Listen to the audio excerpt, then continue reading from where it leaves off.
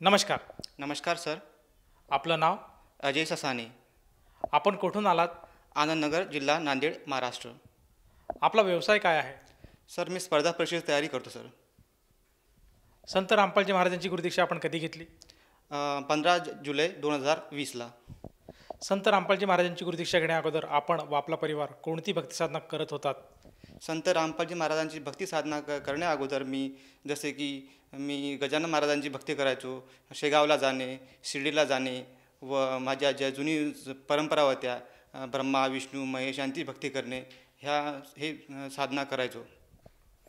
Sir, जसं तुम्ही सांगत आहात की आपण जी पारंपरिक महाराष्ट्राची जी भक्ती साधना आहे, जसे की देवी देवतांची पूजा करणे, मंदिरात जाणे, व्रतवैकल्य करणे, या साधना आपण करत होतात. तर मला हे विचारायचं आहे प्रामुख्याने की आपल्याला संत रामपालजी महाराजांचा मार्ग कसा कळाला आणि आपण त्यांच्याकडे कसे आकर्षित झालात? संत रामपालजी महाराज शरणात मी असं आलो की माझ्या मावशीच्या मिस्टरांना मार्गाची खूप आवड होती आणि त्यांना मोबाईलवर संत रामपालजी महाराजा सत्संग पाहायला मिळाला. नंतर मग त्यांनी असेच सत्संग भरपूर पाहत गेले आणि ते 6 महिने त्यांनी सत्संग पाहिले आणि त्यांनी पूर्ण ज्ञान समजून घेतलं. नंतर त्यांनी ती भक्ती मार्ग स्वीकारला आणि त्यांना जो बीपीचा आजार होता तो पूर्णपणे बरा झाला. नंतर त्यांनी मला हा भक्तीचा मार्ग स्वीकारण्यास सांगितले. नंतर मग त्यांनी मला ज्ञानगंगा हे पुस्तक फ्रीमध्ये ऑर्डर करून वाचायला सांगितले. मी मोबाईलच्या माध्यमातून ज्ञानगंगा हे पुस्तक मागवले. नंतर मी ते पुस्तक वाचण्यास सुरुवात केली. मला त्या पुस्तकामध्ये 4 वेद, 6 शास्त्र, 18 पुराण याची माहिती मिळाली आणि पूर्ण परमात्मा कोण आहेत हे माहीत पडलं. नंतर मग मी भक्ती स्वीकारण्याच्या अगोदर मी पूर्ण परमात्माची एक परीक्षा घेण्याचं ठरवलं. तेव्हा मला किडनी स्टोनचा आजार जडलेला होता. तर मी परमात्म्याला मनोमन प्रार्थना केली की परमात्मा माझा किडनी स्टोनचा आजार बरा करा. की लगेच तेव्हा माझा 15 मिनिटाच्या आत मी जेव्हा बाथरूमला गेलो तेव्हा माझा किडनी स्टोन पूर्णपणे बाथरूममधून बाहेर पडला. अशा प्रकारे मी संत रामपालजी महाराजांच्या शरणात आलो. सर, जसं आता आपण उल्लेख केला की सर्वप्रथम आपण संत रामपालजी महाराजांचं हे ज्ञानगंगा हे पुस्तक अध्ययन केलं.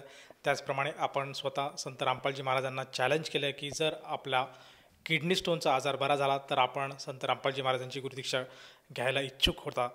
तर ह्या प्रसंगातून आपला जेव्हा किडनी स्टोन आपला आजार हा बरा झाला त्यानंतर आपण संत रामपालजी महाराजांच्या शरणात आलात. तर मला हे विचारायचं आहे की जेव्हा आपण संत रामपालजी महाराजांच्या शरणात आलात त्यानंतर आपल्याला आपल्या आयुष्यामध्ये, आपल्या जीवनामध्ये काय काय चेंजेस किंवा काय काय बदल आपल्याला अनुभवायला आलेत? जसे की संत रामपालजी महाराजांची भक्ती स्वीकारल्यानंतर मला खूप असे अनुभव पाहाव्यास मिळाले. जसे की जेव्हा माझ्या घराचे बांधकाम चालू होते तेव्हा जेव्हा खालील रेती जी आहे ती वर आणायचं काम होतं. तर खालील मजूर जो होता तो वर रेती आणून द्यायचा. तेव्हा वरून मी ते त्याचं टोपलं जे आहे रेतीचं ते खाली फेकायला गेलो तेव्हा माझा पूर्णपणे तोल हा खाली गेला आणि आता मला वाटलं आता माझा पूर्ण हात पाय फ्रॅक्चर होणार आणि मी खाली पडणार.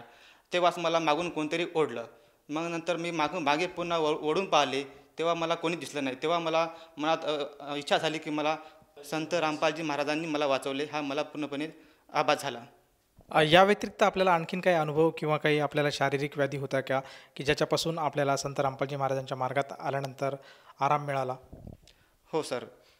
जसा की माझा किडलेला दात होता जो लहानपणी चॉकलेट खाऊ पूर्ण किडून गेला होता आणि मी एक दिवस दवाखान्यामध्ये गेलो असता डॉक्टरला म्हणालो की मला माझ्या दातामध्ये सिमेंट भरावायचे आहे. तर डॉक्टर ते पूर्ण माझा दात तपासण्यासाठी रेडी झाले आणि डॉक्टर म्हणले की तुम्हाला 8 दिवसांमध्ये तुमच्या दातामध्ये सिमेंट भरू. तेव्हा मी तपासणी करून गोळ्या औषध घेऊन घरी आलो. तेव्हा 2 दिवसानंतर लगेच माझा सकाळी उठल्यानंतर बघतो तर काय दाताची पूर्णपणे जे गॅप होत्या पूर्णपणे भरून गेल्यात. अशा प्रकारे हा शारीरिक लाभ झाला. व दुसरा लाभ म्हणजे जेव्हा मी कुरिअरद्वारे एक पार्सल आणायला गेलो तेव्हा मी एका ट्रॅफिकमध्ये फसलो होतो आणि जेव्हा समोर गेलो तेव्हा अचानक माझ्या समोरच्या माणसाने गाडी थांबवली आणि मी लगेच खाली पडलो. तेव्हा मागून येणाऱ्या गाड्या परमात्माने अचानक 10 फूट अंतरावर थांबवल्या. अशा प्रकारे मला ॲक्सिडेंटमधून संत रामपालजी महाराज यांनी मला वाचवले. जेव्हा माझ्या घराचे बांधकाम पूर्ण झाल्यानंतर जेव्हा मी छतावर झोपलो होतो तेव्हा एक प्रेत माझ्या मानाजवळी आलं आणि माझी मान पकडली. तेव्हा मला ऑटोमॅटिक माझा तोंडामधून प्रथम मंत्राचा उच्चारण झालं आणि त्या प्रेताने मला मानेपासून सोडलं. अशा प्रकारे मला हा भूतबाधा दूर झाली. सर, आज आपण एक शिक्षित आहात, त्याचप्रमाणे आपण स्पर्धा परीक्षेची जी तयारी करत आहात, तर ह्या स्पर्धा परीक्षेच्या तयारी दरम्यान आपल्याला संत रामपालजी महाराजांच्या सद्भक्तीमुळे काही लाभ किंवा काही याच्यामध्ये काही फायदा आपल्याला आढळला का? सर, स्पर्धा परीक्षेची तयारी करत असताना मला असा लाभ झाला की मी MPSC परीक्षेची तयारी करत होतो. त्यावेळेस माझा एवढा अभ्यास झालेला नव्हता, पण पूर्ण परमात्मा संत रामपालजी महाराजांच्या कृपेने मी MPSC परीक्षेमध्ये इंटरव्ह्यूपर्यंत मजल मारली आणि थोड्या मार्काने माझा इंटरव्ह्यू हुकला. तर आता मी काही दिवसातच मी अधिकारी पदावर अभ्यास करून मी रुजू होऊ शकतो. सर, आपल्या ह्या अनुभवातून आपण आपल्यासारखे जे आज युवा पिढी आहे, या युवा पिढीला आपण आपल्या अनुभवातून, आपल्या अभ्यासातून काय संदेश द्याल? मी तरुण वर्गाला एवढंच सांगू इच्छितो की जे आता तरुण वर्ग आहे मोबाईलच्या माध्यमातून खूप बिघडत चालला आहे. जसे की आता नवीन सेलिब्रिटी आहे, हिरो हिरोईन्स त्यांना बघून त्यांना फॉलो करण्याचा प्रयत्न करत आहे आणि त्याच्यामुळे ते व्यसनी होत चालले आहे. आणि सरकार जे आहे आपलं, त्याच्यावर लाखो करोडो रुपये खर्च करूनसुद्धा तरुण पिढी हे व्यसन सुटत नाही आहे. तर संत रामपालजी महाराजांची नामदीक्षा घेतल्यामुळे पूर्णपणे व्यसन सुटते. त्यामुळे आपल्या सर्वांना विनंती आहे की ज्ञानगंगा किंवा जगण्याचा मार्ग हे पुस्तक वाचावे आणि आपल्या जीवनाचं कल्याण करावे. सर, जसं तुम्ही आज युवा वर्गाला आज साथ घालत आहात की आज युवा वर्गाने संत रामपालजी महाराजांचं जे ज्ञान आहे हे पुस्तकाच्या माध्यमातून किंवा सत्संगाच्या माध्यमातून अवश्य एकदा तरी आवर्जून अनुभवायला काही हरकत नाही. आणि त्यातनं ते जर ज्ञान त्यांना पटत असेल आणि ते ज्ञान घेऊन आपल्या जीवनाचं कल्याण करायला काही एक शंका नाही.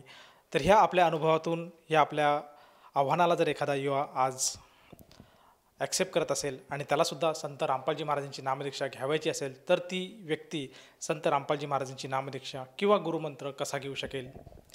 तो ज्या जिल्ह्यामध्ये राहतो आहे त्या जिल्ह्यामध्ये संत रामपालजी महाराजांनी नामदीक्षा सेंटर उघडलेले आहे आणि तिथून तो नामदीक्षा घेऊ शकतो. प्रत्येक जिल्ह्यामध्ये नामदीक्षा सेंटर उघडलेले आहे. संत रामपालजी महाराजांचे सत्संग TV वर, YouTubeवर, फेसबुकवर सगळ्यांना पाहावयास मिळतात. त्यावर खाली नंबर फ्लॅश होतात आणि तुम्ही त्याच्यावर संपर्क साधून तुम्ही नामदीक्षा घेऊ शकता. अशा प्रकारे तुम्ही संत रामपालजी महाराजांशी जोडू शकता.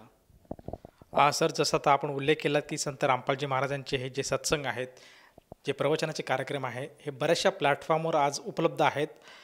मुख्यतः फेसबुक, ट्विटर, यूट्यूब या चॅनल सकट, त्याचप्रमाणे आज TV च्या माध्यमातून सुद्धा संत रामपालजी महाराजांचे प्रवचन प्रसारित होतात. आणि हे सत्संगाचे कार्यक्रम जेव्हा प्रसारित होत असतात तेव्हा आपल्या TV वर काही नंबर फ्लॅश होतात. त्या नंबरवर जर साधकाने संपर्क साधला तर त्याला जवळच्या नामदान केंद्राची माहिती मिळेल आणि तेथे जाऊन ती व्यक्ती संत रामपालजी महाराजांचा गुरुमंत्र घेऊ शकते. मला हे विचारायचं आहे प्रामुख्याने की या गुरुमंत्रासाठी त्या साधकाला किती पैसे मोजावे लागतात? साधकाला एकही रुपया न देता नामदीक्षा घेता येते आणि सोबतच पूर्ण परमात्माचा फोटो, मंत्र कार्ड आणि एक आरती पुस्तक सोबत मिळते. त्यासाठी कुठलाही चार्ज दिला जात नाही. धन्यवाद. धन्यवाद सर. संपूर्ण विश्वामध्ये 500 पेक्षा जास्त नामदीक्षा केंद्र आहेत जिथे निशुल्क नामदीक्षा दिली जाते. निशुल्क नामदीक्षा प्राप्त करण्यासाठी आणि अधिक माहितीसाठी संपर्क करा 7030303951 7030303952. अद्वितीय आध्यात्मिक ज्ञान वाचण्यासाठी, पाहण्यासाठी आणि ऐकण्यासाठी संत रामपालजी महाराज ॲप अवश्य डाउनलोड करा किंवा आमची वेबसाईट www.jagatgururampalji.org वर विजिट करा.